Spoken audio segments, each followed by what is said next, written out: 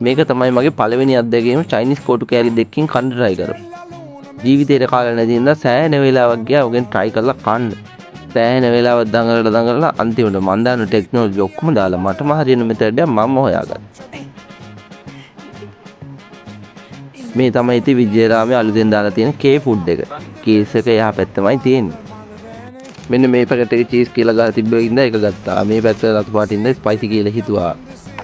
මෙන්න මේ කප් වල තමයි හදාගන්න ඕනි. මේකට එක්ස්ට්‍රා රුපියල් 120ක් ගන්න. මම නම් ඉතින් වැඩි දඟලන්න කියන්නේ කිටියා හදලා දෙනකන් ඉතින් සදා ඉතින් මම ඒක වීඩියෝ කළා.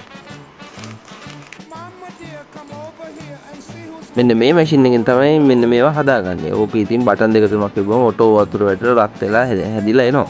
ජීවිතේ පොත්තු මේ එකක්වත් හදාගත්තේ නැති එක්කනොත් මෙතන ඇවිල්ලා උයාගෙන කාලය යන්න පුළුවන්. කිසිම අවුලක් නැහැ. කඩේ අයියා ඉතින් හැමදේටම සප් එක දෙනවා. මෙතන ෆ්ලේවර්ස් ගොඩක් තියෙනවා. ඔයගොල්ලන්ට පේන්න ඉතින් මම වීඩියෝ කරගත්තා. මට ෆ්ලේවර්ස් එකින් එකට කියන්න බෑ. මොකද මට ඒව මතකත් නැහැ.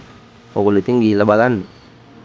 මේවා හදන්න මහ ලොකු වෙලාවුත් යන්නේ නැහැ. ඉතින් එතන ඉන්න කට්ටිය ඔය හදන්න කියලා දෙනවා.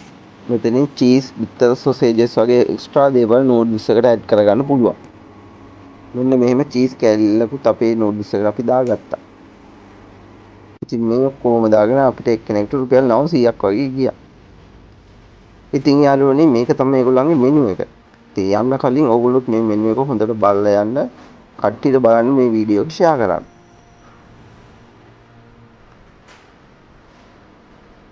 යන තැන ෆොටෝ ගහන අයට මෙන්න මේ වගේ පොඩි ෆොටෝ බූත් එකකුත් තියෙනවා.